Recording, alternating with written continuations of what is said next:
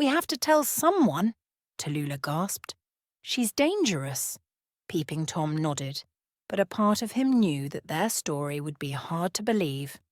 The haunted house of 26 Fields Path Way, with its malevolent occupants.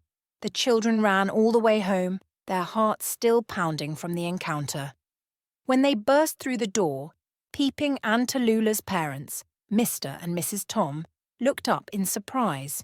"Where have you been?" Mrs. Tom demanded, her eyes narrowing with suspicion.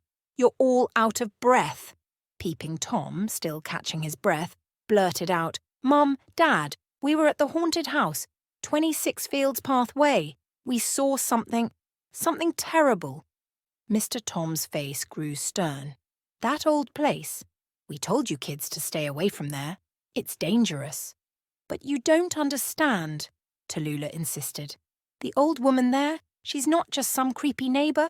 She's one of the evil dead. We saw her casting spells and keeping the flames of hell at bay." Mr. and Mrs. Tom exchanged a glance. They remembered the stories from their own childhoods, the rumours, and the fear. They had even dared each other to sneak into the old law courts when they were young, but they never saw anything like what their children were describing now. Just frightened the lives out of themselves. "You shouldn't have trespassed," Mr. Tom said sternly. "You could have been hurt. Those stories, they're just tales to scare kids. That's all." "But they're not just stories," Peeping Tom shouted, his frustration boiling over to the point one big tear welled up in his eye and tumbled down his cheek. "We saw it with our own eyes," Mrs. Tom sighed. "We'll talk about this later. Right now, you both need to get ready for bed. No more sneaking out." Defeated, Peeping and Tallulah trudged up to their rooms. As they changed into their pyjamas, Tallulah's mind raced. She knew their parents wouldn't believe them. They needed help, someone who understood the supernatural. Tallulah waited until the house was quiet. Then she pulled out her CB radio, a handy tool to communicate with the other members of her witches' coven.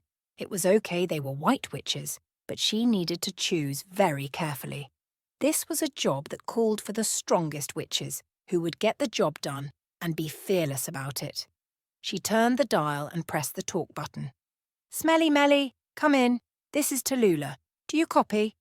There was a crackle of static before a voice responded. "Tallulah, this is Smelly Melly. What's going on?" Tallulah quickly explained what they had seen. "We need your help. This isn't just some ghost story. The old woman, she's one of the evil dead." "I'll be right there," Melly replied, "but we're going to need more help." "Have you contacted Tamsin?" Tallulah nodded, even though Melly couldn't see her. "I'm going to call her now." She reached under her bed and pulled out a small box filled with seashells. Selecting a large, smooth shell, she held it to her lips and whispered, "Tamsin, this is Tallulah. We need you. It's urgent." A moment later, the shell glowed faintly, and a soft voice replied, "I hear you, Tallulah. I will come." Tallulah sat back, relieved. They had a plan. Together with her friends, Smelly Melly, the enchanting scent witch, and Tamsin, the mermaid who could walk the earth on special occasions, they would find a way to deal with the old woman once and for all, for they had the strongest magic of all the young witches, but Tallulah thought she better take her chemistry set along for good measure. As midnight approached, Tallulah crept downstairs and out into the cool night air. Peeping Tom, having overheard her plan, joined her.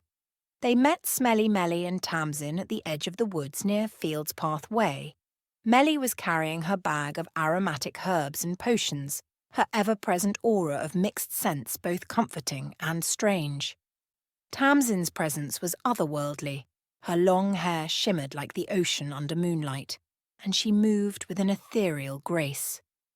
"All right," Tallulah began, her voice steady despite her fear. "We need to find out more about the old woman. If she was already old when our parents were young, then she must be one of the evil dead." Melly nodded, her eyes serious. "We need to get into that house and find out what she's doing. If she's a gatekeeper to the other side, then we need to close that portal. Tamsin clutched her shell tightly. And we need to do it before it's too late. If the portal remains open, who knows what else might come through? With their mission clear, the group set off towards 26 Fields Path Way, their resolve strengthened by their unity and their determination to protect their town from the ancient evil that lurked within the haunted house.